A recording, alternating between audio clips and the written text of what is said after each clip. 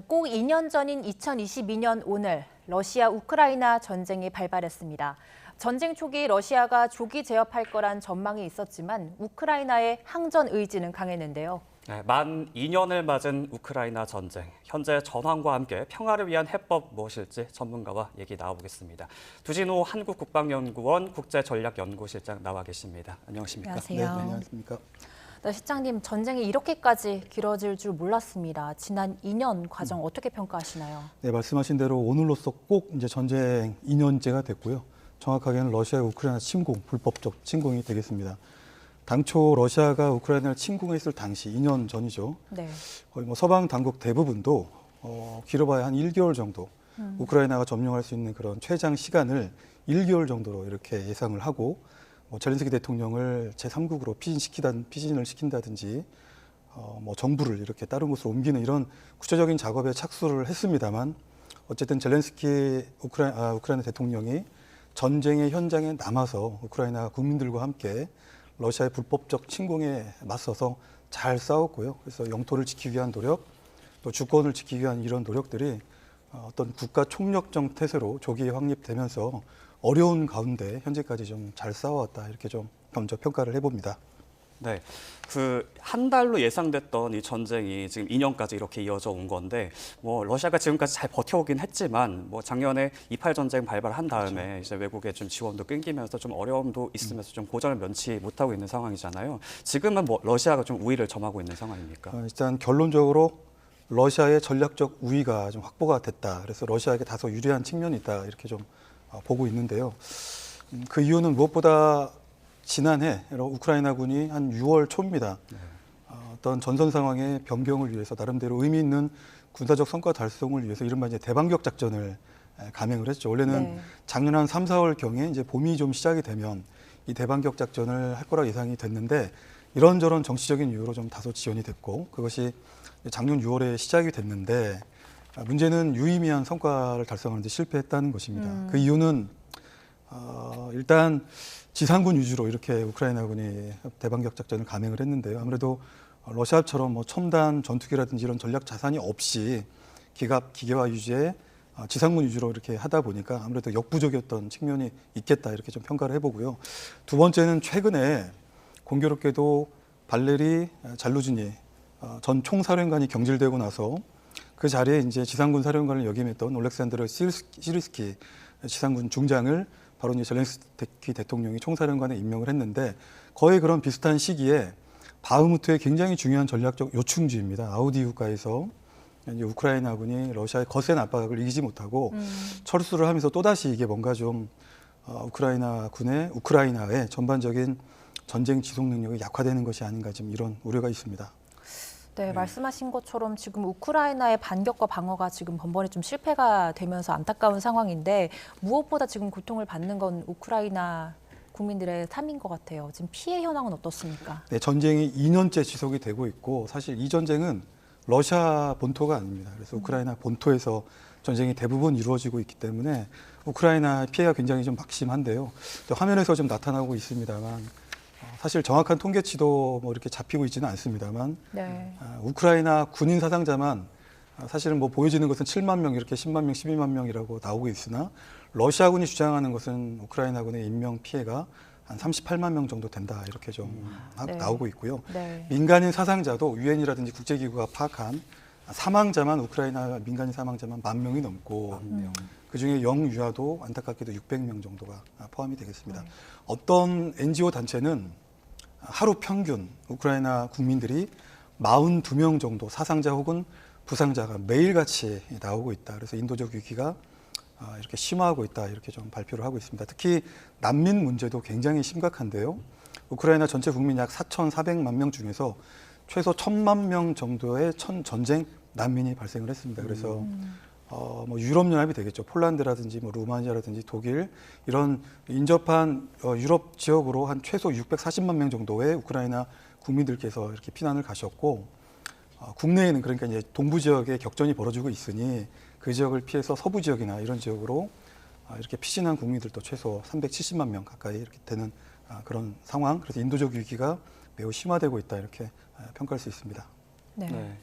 또 이렇게 길어지면서 전쟁이 또 최근 얼마 전에는 나발리가 지금 사망을 했지 않습니까? 그러면서 이제 좀 서방에서 관심이 다시 러시아 전쟁으로 지금 집중이 되는 모양새가 있는데 이렇게 이 나발리 옥중 사망이 계기가 돼서 서방이 다시 우크라이나에 이 지원이 확대되는 계기가 될 수 있을 거라고 보십니까? 네, 조금 전에 이제 그 팔레스타인 무장정파 하마스의 이스라엘 침공 때문에라도 그 이유 때문에 또 사실은 우크라이나에 대한 국제사회의 관심이 사실 많이 약화가 됐었죠.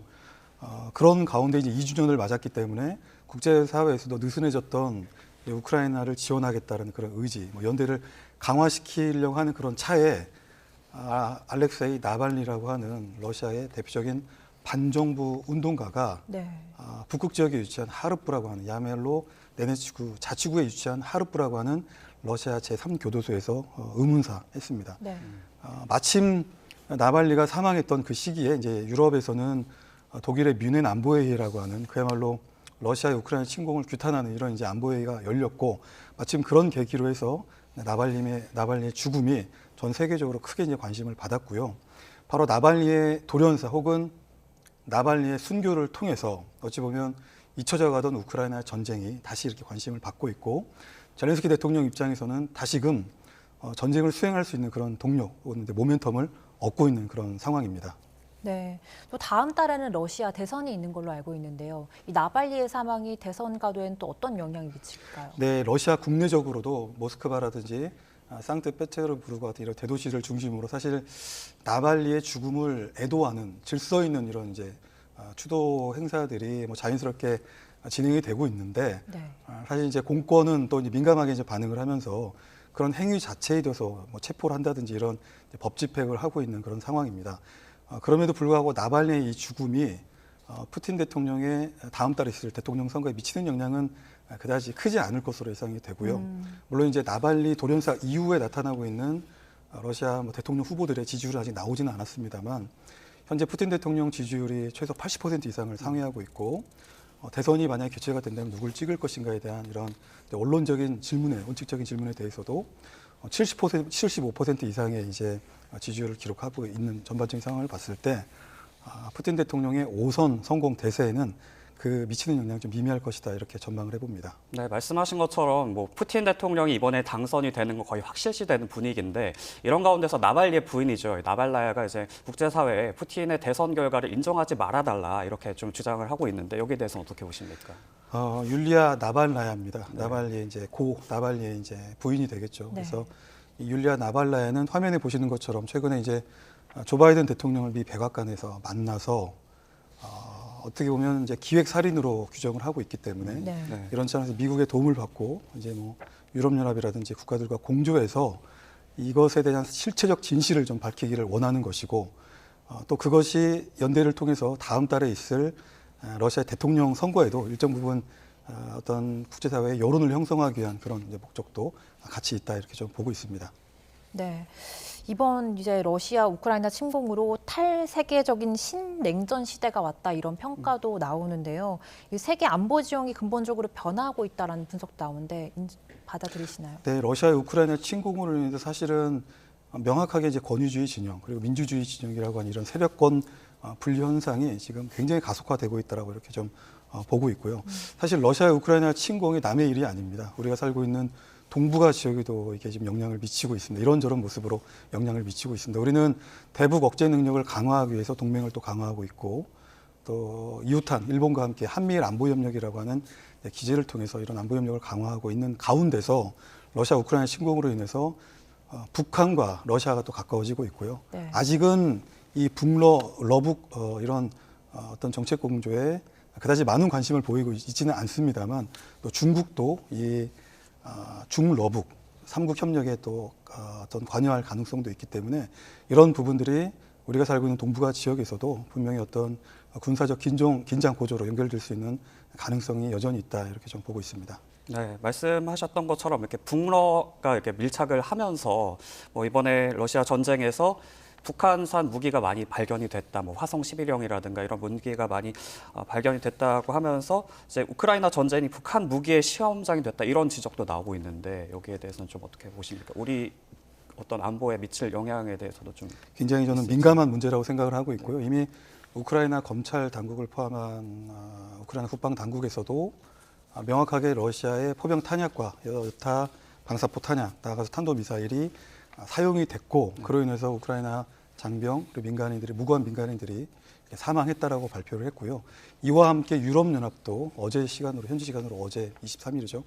13차 대러 패키지 제재를 시행을 했는데 결의 시행을 했는데 그 안에 특이하게도 북한 강순남, 북한 국방상을 포함을 시켰습니다. 개인 자격으로 네. 강순남을 포함시켰고 또 미사일 총국을 포함을 시킨 것이죠. 그만큼 우크라이나를 포함한 유럽연합 서방이 북한과 러시아의 위험한 불법적인 무기 거래 정황을 기정사실화하고 이것에 대한 연대를 하고 있다 이렇게 좀 볼 수가 있겠는데요. 이미 작년 9월 13일 보스토치니 우주기지에서 러시아, 북한 정상이 만나서 양국 간의 다양한 형태, 다양한 수준에서의 협력을 가속화하기로 합의를 했고 사실 그 결과로서 가시화됐던 것이 저는 작년 11월 달에 조악한 수준에도 불구하고 북한이 제3차 군사 정찰 유성 시험 발사에 성공했던 그것에 바로 러시아의 어떤 자문이라든지 기술 조력의 형태가 분명히 들어갔다고 보고 있습니다. 문제는 다음 달 중순에 있을 러시아 대선인데요. 푸틴 대통령은 아마 이 대선을 성공적으로 잘 마친 이후에 5월 10일 이제 푸틴 대통령 아마 취임식이 될 텐데 대통령이 당선이 네. 된다면 네.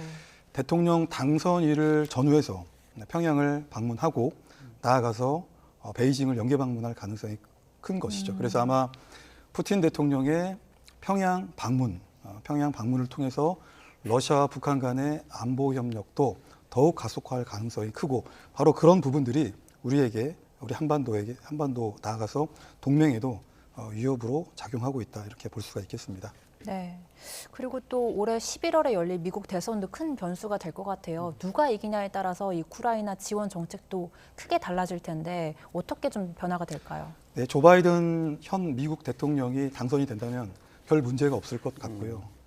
조 바이든 대통령은 진심으로 우크라이나를 돕기 위해서 많은 노력을 기울이고 있고 작년에도 사실은 우크라이나 지원을 위해서 안보 예산안을 통과시켜달라고 미의회에 그렇게 요청을 했음에도 불구하고 결국 하원 문턱을 넘지 못했습니다. 왜냐하면 하원 대부분을 공화당 출신 의원들이 장악을 하고 있기 때문에 그런 네. 것이죠. 네. 이제 그것이 미국의 의회 차원에서 대규모 예산 지원이 안 되다 보니까 독자 제재라든지 혹은 유럽연합의 13차 대러 패키지 제재와 같은 정책 공조를 통해서 상대적으로 러시아의 이제 정쟁 지속 능력을 약화시키기 위한 이런 노력들도 같이 하고 있는 저는 조 바이든 대통령이 굉장히 절박한 노력으로 보고 있는데 문제는 조 바이든 대통령이 아닌 공화당 후보 그중에서도 트럼프 전 대통령이 만약에 대통령에 당선이 된다면 문제는 매우 심각하게 달라질 것 같습니다. 그 이유는 트럼프 대통령이 여러 계기에 본인이 만약에 대통령이 당선이 된다면 24시간의 이 전쟁, 우크라이나 전쟁을 종결시킬 수 있다라고 이렇게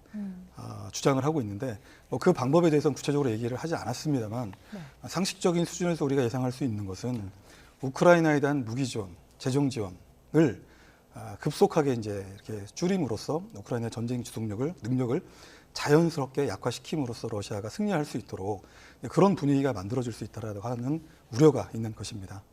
네, 마지막으로 이 질문만 드리면은 이 부분 우크라이나 전쟁 여기에 많이 관심이 있을 것 같은데 언제 종료가 될 것 같습니까? 문제는 전쟁이 역시 종결되기 위해서는 평화 협상이라고 하는 우크라이나도 관심이 있고 러시아도 관심이 있으나 아직은 여러 가지 조건들이 맞지 않기 때문에 우크라이나 젤렌스키 대통령은 영토적 완전성 회복 없이는 그리고 러시아군의 즉각적이고 완전한 철군 없이는 절대 평화협상 자체가 성립될 수 없다는 입장이고요.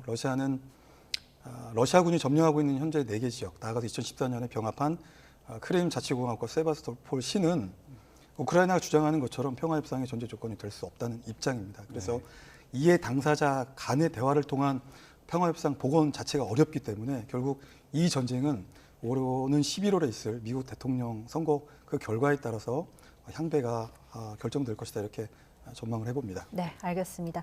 지금까지 두진호 한국국방연구원 국제전략연구실장 모시고 국제정세 짚어봤습니다. 오늘 말씀 감사합니다. 네, 감사합니다.